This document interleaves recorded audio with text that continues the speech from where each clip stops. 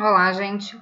Para começar a falar dos números complexos, a gente vai estudar um pouquinho, vai dar uma relembrada nos outros conjuntos numéricos que existem, né?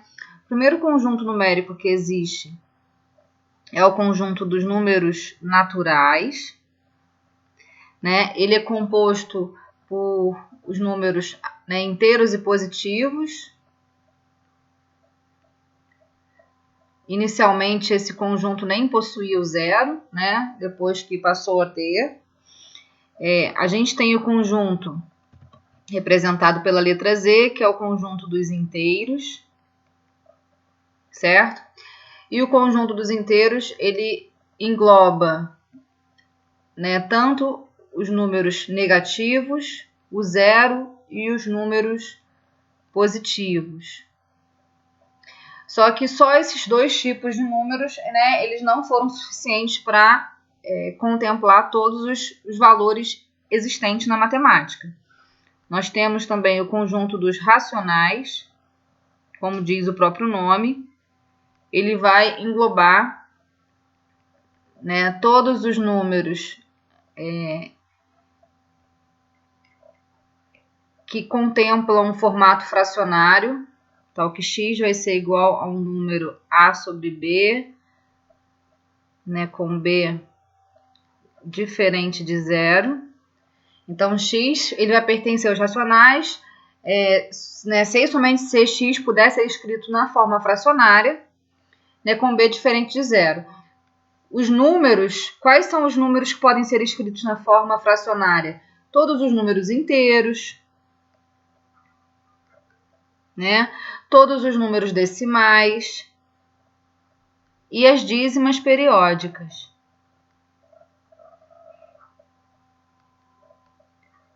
Tá? Então, esses valores aqui, esses números aqui, eles podem ser escritos na forma fracionária. E a gente tem também o conjunto dos números irracionais. E aí são os números que não podem, não admitem, né, forma fracionária.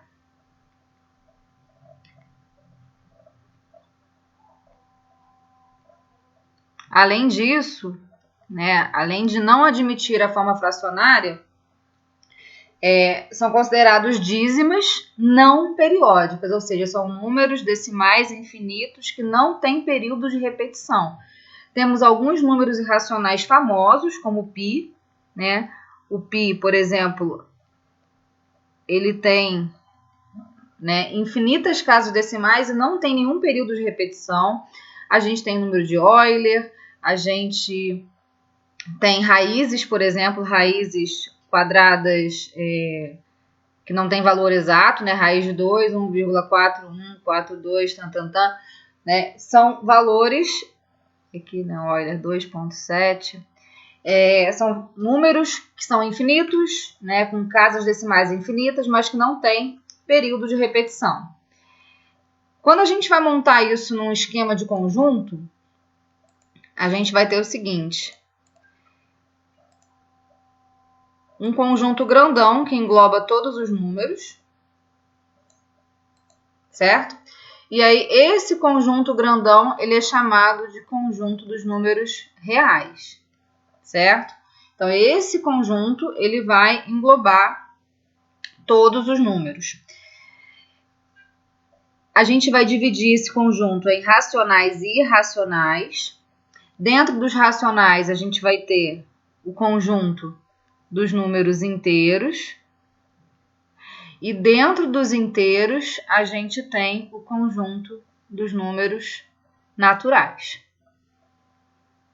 Então, é assim, natural está dentro do inteiro, que está dentro do racional, que juntando com o irracional, forma o conjunto dos reais. Só que existem alguns valores que ainda não foram contemplados dentro desse conjunto dos reais.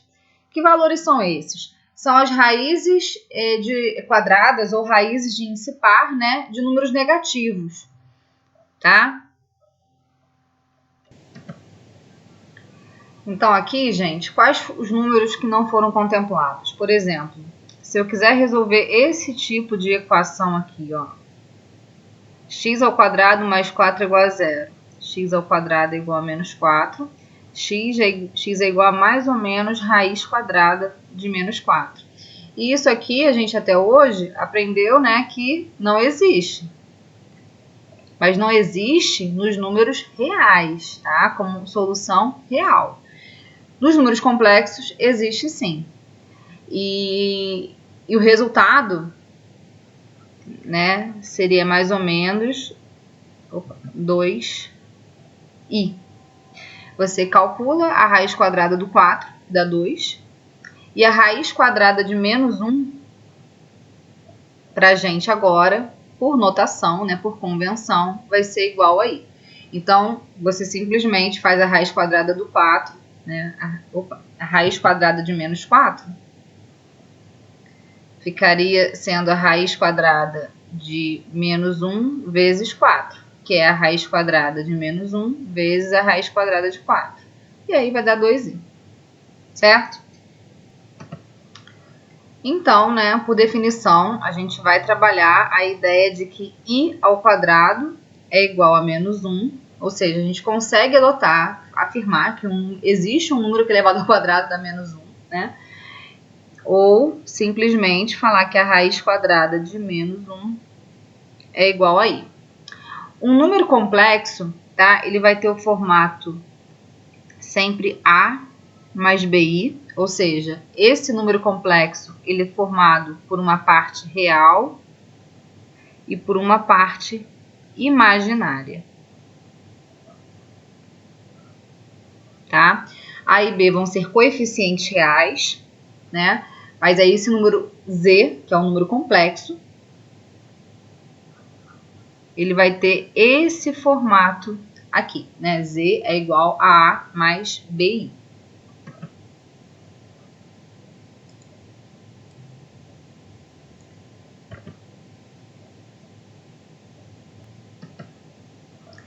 A gente vai falar agora do plano Argand-Gauss.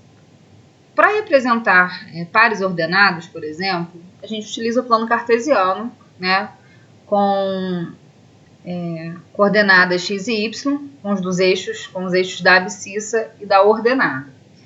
Mas para representar números complexos, a gente utiliza um plano chamado plano Argand-Gauss, tá? Esse plano ele é muito similar ao plano cartesiano, ele tem dois eixos perpendiculares, tá? Só que ao invés de ser eixo x e y, é o eixo chamado de eixo real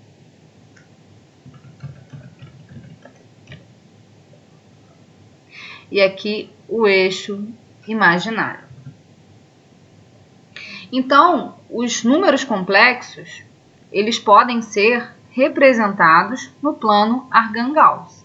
Então, por exemplo, eu posso ter o número complexo 2 mais 3i. Ele tem a parte real sendo 2 e a parte imaginária sendo 3. Então, esse número real, esse número imaginário complexo, ele vai ter essa representação aqui, ó. Não precisa nem fazer o traço, não, é o ponto mesmo, né? Como ele está aqui no real 2, imaginário 3, ele já é a representação do nosso Z1. Vamos resolver esse exemplo considerando z igual a 3 menos 5i, nós temos, né, a parte real sendo z3 e a imaginária menos 5.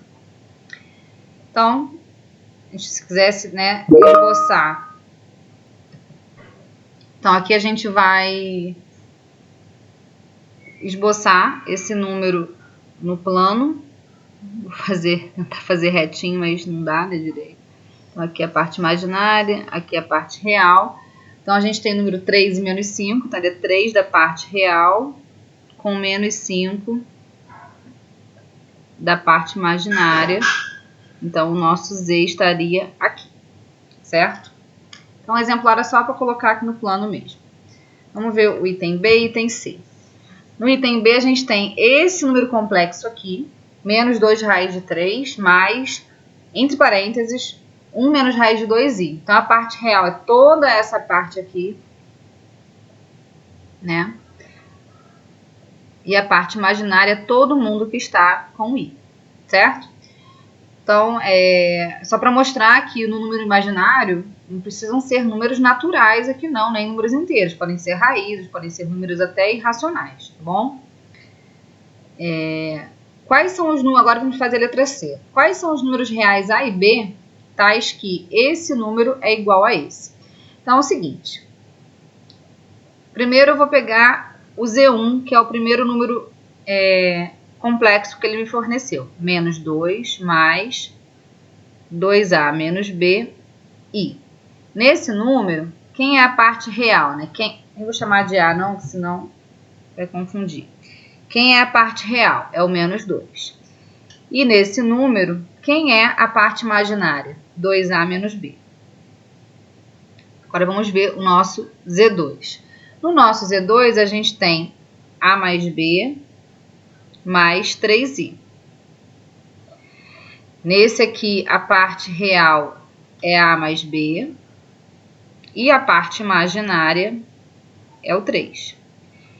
Para dois números complexos serem considerados iguais, a parte real de um tem que ser igual à parte real do outro e a parte imaginária de um tem que ser igual à parte imaginária do outro.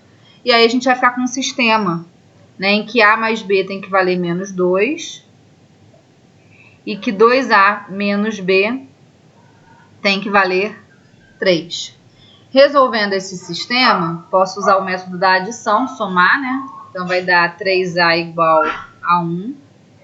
Então, A vale 1/3. E se A vale 1/3, substitui aqui. B vai valer menos 2 menos 1/3. Que vai dar menos 7/3. Então, esses aqui são os valores de A e B.